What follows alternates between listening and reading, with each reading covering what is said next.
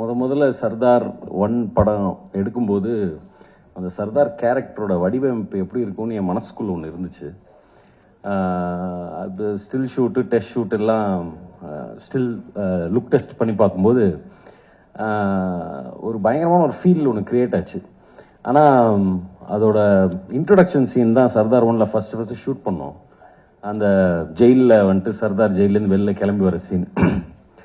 அந்த scene shoot பண்ணும்போது எனக்கு கிடைச்ச ஒரு ஃபீலிங் என்னன்னா, நம்ம இந்த கேரக்டர் வந்துட்டு ரொம்ப நிலச்சி நிற்கக்கூடிய ஒரு கேரக்டராக மாறுன்ற ஒரு தாட் எனக்குள்ள வந்துச்சு. இந்த கேரக்டர் வச்சு நிறைய கதை சொல்ல முடியும் அப்படின்ற ஒரு தாட் எனக்குள்ள வந்துச்சு. ஸோ ஐ திங்க் சர்தார் 2க்கான முதல் விதை வந்து சர்தார் 1ல் இந்த இன்ட்ரொடக்ஷன் சீன் எடுக்கும்போதே உருவாயிடுச்சுன்னு நான் நினைக்கிறேன். பட் ஸோ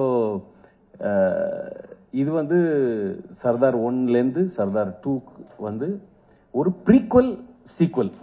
அதாவது வந்துட்டு இது வெறும் சீக்வல் மட்டும் கிடையாது, இது ஒரு ப்ரீக்வல் ஆல்சோ. அதாவது சர்தார் 1உடைய ஃப்ளாஷ்பேக்கில் அவருடைய முதல் மிஷனும், சர்தார் 2ஓட ஃப்ளாஷ்பேக்கில் அவரோட சர்தார் கேரக்டரோட முதல் மிஷனும், கரண்ட்ல நடக்கக்கூடிய கதையில் சர்தார் கேரக்டரோட கடைசி மிஷனும், 2 விஷயங்களுமே இந்த படத்தில் கலந்துருக்கு.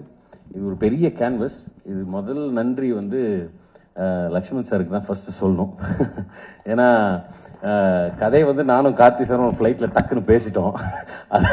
அது ஒரு 3/4 மணி நேரத்தில் முடிஞ்சிருச்சு அந்த மேட்ரு. பட் அதை ரெடி பண்ணி இப்படி ஒரு கேன்வஸில் ப்ரெசென்ட் பண்ணணும் போது, அதாவது எல்லா ப்ரொடியூசரும் போடக்கூடிய முதல் வந்து நம்பிக்கை, அதுக்கப்புறம் தான் பணம். ஸோ அதான் அந்த நம்பிக்கையை ஃபஸ்ட்டு கொடுத்த லக்ஷ்மண் சாருக்கு மிகப்பெரிய நன்றி. அப்புறம் லக்ஷ்மண் சார் சொன்ன மாதிரி அந்த சர்தார் 1லே வந்து 24 hours 36 ஹவர்ஸ்லாம் சர்தார் கார்த்தி சாருக்கு அந்த மேக்கப்பை போட்டு வச்சு கொஞ்சம் செஞ்சுட்டோம். ஆனால் அந்த மனதைரியத்தோட திருப்பி வந்தது கொண்டு கார்த்தி சாருக்கு மிகப்பெரிய நன்றி. ஸோ அதுக்கு ரொம்ப பெரிய தேங்க்ஸ். வந்திருக்க பிரஸ் நண்பர்கள் அனைக்கும் நன்றி. மறுபடியும் ஈத் முபாரக். நன்றி, வணக்கம்.